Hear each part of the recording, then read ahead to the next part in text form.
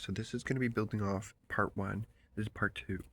I recently was reading through some old, like 1930s, and I was watching some videos too about like why was it so easy to buy a house, and basically it was based on not just um, like it was easier to build houses and people were just allowed to, and there was more lumber and all this bull, and there's more tradespeople really looking for work, right?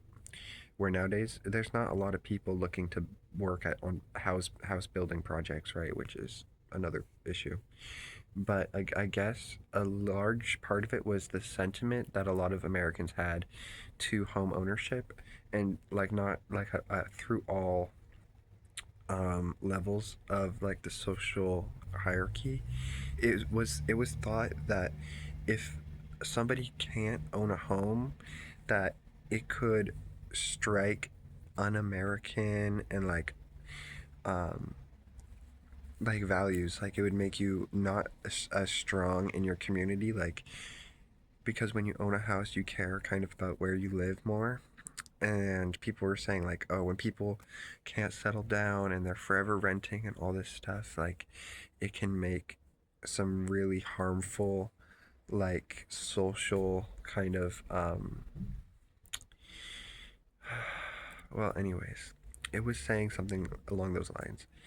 And I thought that was so beautiful. I was like, wow, I wish people held that same opinion, because I feel like a lot of young people are un American in their beliefs, and it's not necessarily their fault, right? Because there isn't a larger scale system saying, oh, we should be giving different opportunities like this to not even just young people, like 40-year-olds, 30-year-olds.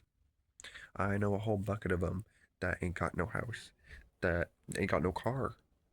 And it's like, I feel like it's, something's gotta give. Like, how long? How long can most people not own a house? Like, how long can corporations own 100 houses each? Like, it's just very strange. And I don't know, I feel like it does make young people un American. Like, you'll hear a very common sentiment where people will be like, oh, I just want to leave. I can't wait, got my passport, moving to wherever. And a lot of people will be like, not just supporting it, but like envious of stuff like that, like living in Europe and stuff, even though I wouldn't live there. Hot take, Europe is trash.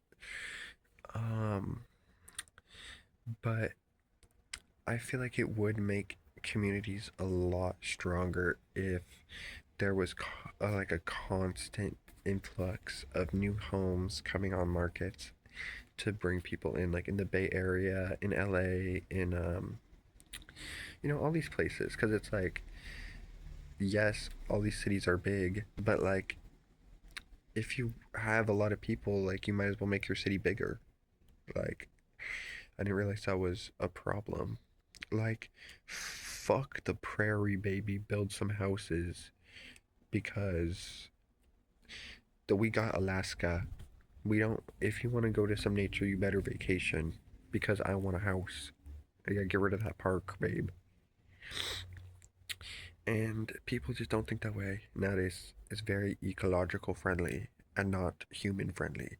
And it's like, if we're gonna be the dominant species, we have to say fuck that wetland and build some houses on it, and chop down those trees, because girl, I'll plant some trees if I live there. The fuck? I'll plant more than one too. And I feel like a lot of it is like the miscalculation. Like, people don't really understand how big California is and how much grasslands and forest there is. Like, a lot of people stay at home, but I can tell you that shit is big. That shit is dense. You could chop off a few more acres and get some neighborhoods in there.